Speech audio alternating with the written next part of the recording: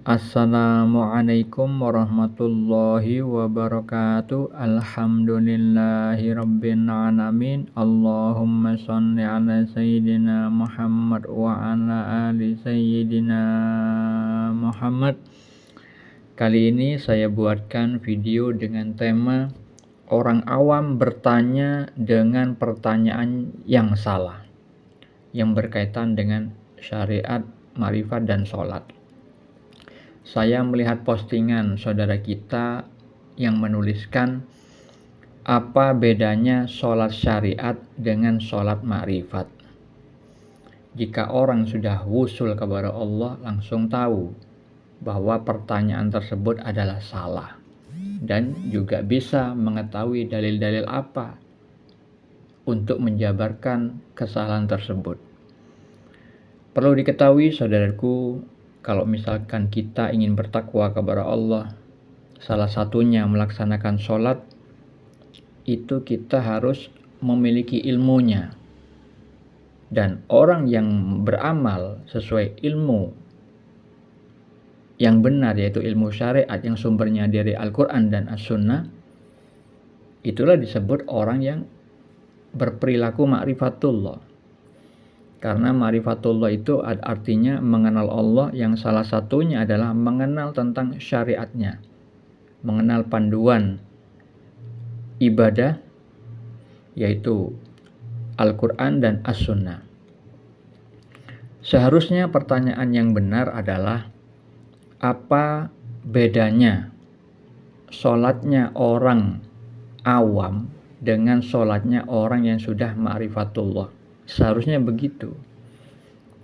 Sedangkan dia menuliskan bedanya sholat syariat dengan sholat ma'rifat. Yang namanya sholat sudah pasti mengikuti syariat. Kalau nggak ngikuti syariat, itu namanya senam, bukan sholat.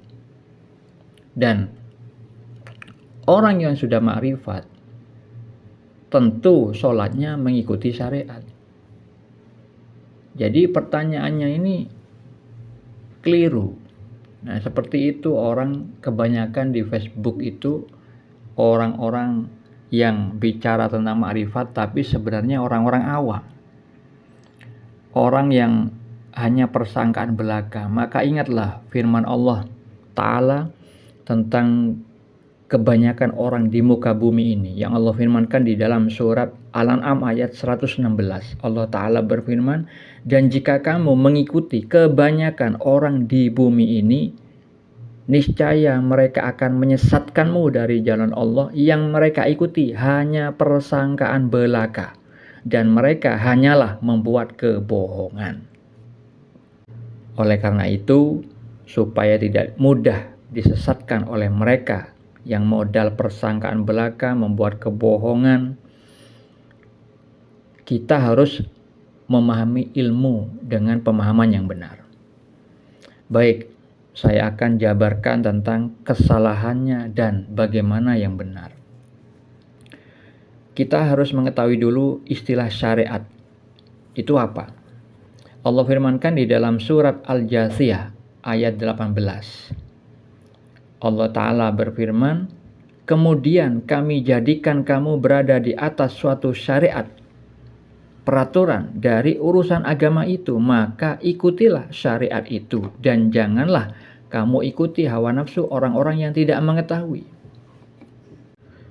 Jadi pada firman Allah di surat Al-Jasiyah ayat 18, kita dianjurkan untuk mengikuti syariat dan dilarang mengikuti hawa nafsu orang-orang yang tidak mengetahui. Karena amalan untuk beribadah kita kepada Allah itu kalau nggak ngikuti aturan, ditolak sama Allah Subhanahu wa Ta'ala. Jadi kalau misalkan orang itu sholat, harus ngikuti peraturan.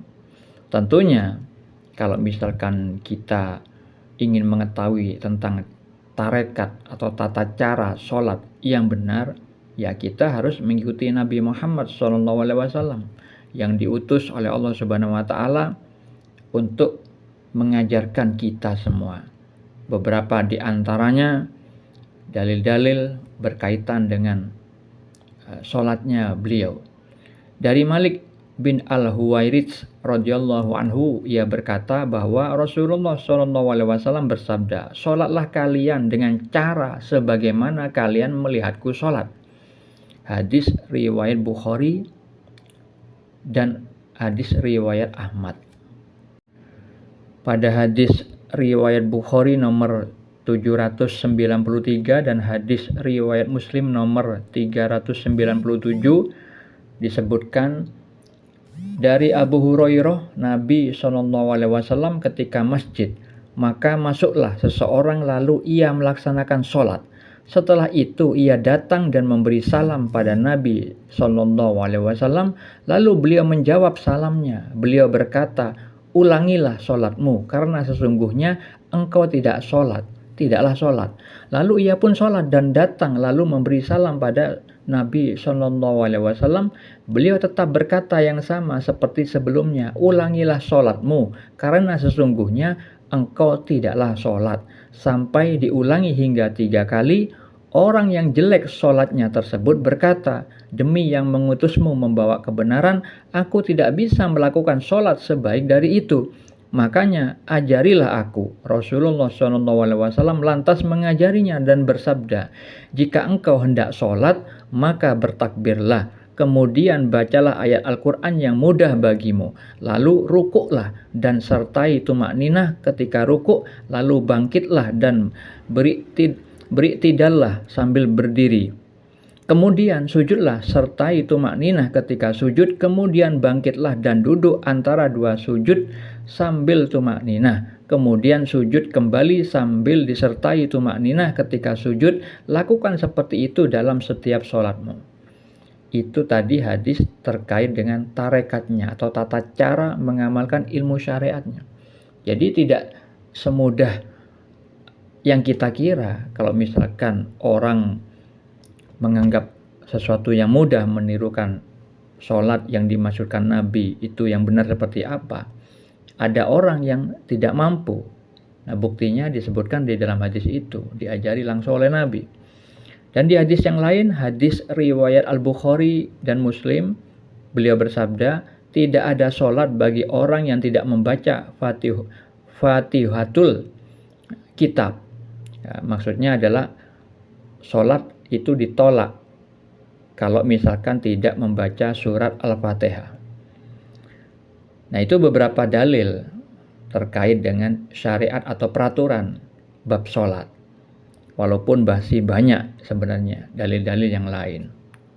Tapi itu sudah cukup mewakili bahwa syariat atau peraturan tentang pelaksanaan sholat itu jelas.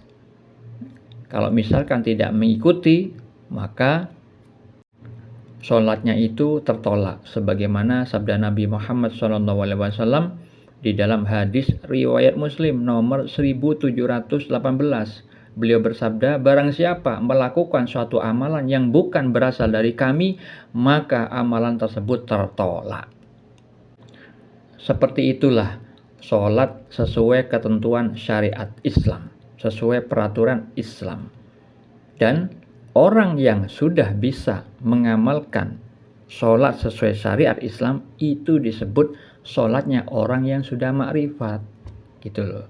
Jadi orang ma'rifatullah itu adalah orang yang bertakwa yang dilandasi ilmu, bukan dengan keawaman. Karena Allah juga berkalam hakikat kepada walinya, yaitu yang bernama Asy-Syaikh Muhammad bin Abdul Jabbar An-Nafri dalam kitab Al-Mawaqif wal Mukhatabat. Allah berkalam hakikat kepada beliau, ilmu itu adalah serambi makrifat. Maknanya, huruf dan rangkaian huruf yang menjelaskan sesuatu adalah penghantar memahami ilmu pengetahuan. Dan dengan ilmu pengetahuan yang sudah dipahami dengan benar adalah penghantar seseorang itu mendapat kedudukan sebagai orang yang ma'rifatullah, yaitu orang yang mengenal Allah. Setelah dia sudah mengamalkan ilmu pengetahuan tersebut dalam kehidupannya dan sudah dinyatakan lulus ujian berupa perintah dan larangan yang materi ujiannya itu berupa keburukan dan kebaikan dari Allah. Itulah orang ma'rifatullah. Ketika beramal dia harus memiliki ilmu dengan pemahaman yang benar. Semoga bermanfaat. Assalamualaikum.